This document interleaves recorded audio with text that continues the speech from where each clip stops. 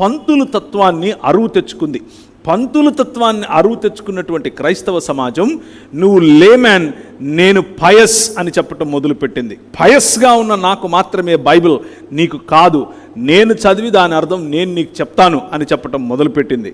అలా జరిగిన తరువాత కొన్ని వందల సంవత్సరాలు అలా ఉన్నప్పుడు టిండేల్ లాంటి వారు, విక్లిఫ్ లాంటి వారు అనేకులు దేవుని గ్రంథాన్ని సామాన్య ప్రజలకు, లాటిన్ భాష అర్థం కాని వారికి, గ్రీకు భాష అర్థం కాని వారికి, ఇంగ్లీష్ భాషలో చదవాలనుకున్న వారికి, ఫ్రెంచ్ భాషలో చదవాలనుకున్న వారికి వారి భాషలోనే ఈ గ్రంథం అందాలి అన్నటువంటి ఆలోచనతో దానిని తర్జుమా చేయటం, అనువదించిన తర్వాత ముద్రించటం, చేత్తో వ్రాయటం, చేవ్రాతలను భద్రపరచటం జరిగితే భయంకరమైనటువంటి విధ్వంసం సృష్టించారు ఆనాటి మత పెద్దలు. మతం మనిషిని మృగంగా చేస్తుంది. అది క్రైస్తవ మతమైనా సరే నెత్తికెక్కించుకుంటే అది మృగంగా మారుతుంది. వాక్యము జీవింపచేస్తుంది. వాక్యాన్ని అనుసరిస్తే మనము జీవిస్తాం. వాక్యాన్ని అనుసరిస్తే మనము ఆయన యొక్క జీవములో నిజమైన పునరుత్థానములో పాల్పంపులు పొందుతాం.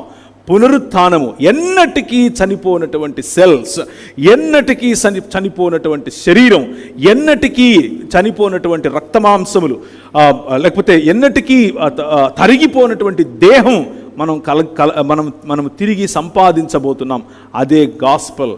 We are going to live back once again and the whole world, ఆయన చేసినటువంటి భూమి ఆకాశములు ఆయన తిరిగి నూతన సృష్టిగా చేయబోతున్నాడు. నూతన సృష్టిలో భాగముగా నూతన సృష్టి అయినటువంటి నీవు ఆ నూతన సృష్టిని ఏలబోతున్నావు.